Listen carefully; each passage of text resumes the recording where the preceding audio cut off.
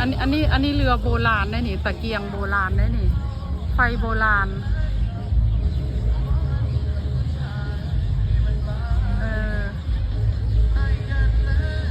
กำลังลอยมาเลยอันนี้โอ้ยังดึกก็ยังลอยอยู่เขาปล่อยนานปล่อยมาเอาไม่จุดอีกแล้วเหรออุ้ยไฟตะเกียงดูควันสินี่แหละเรือโบราณที่เขาให้ช่วยจุดข้างล่างเขียนว่าอะไรอ่ะเอาช่วยกันแปลอ่านไม่ออกน่าจะเป็นพระบรมฉายาลักษณ์เราอันในหลวงกับพระราชินีเนาะเพราะไฟอุ้ยเหม็นน้ำมันมาเลยเห็นไหมนี่ควันเต็มเลยโอ้อันนี้ไฟแท้อันนี้ไฟแท้ไม่ใช่ไฟฟ้าอันนี้เรือไฟโบราณโอ้ยเห็นแล้ว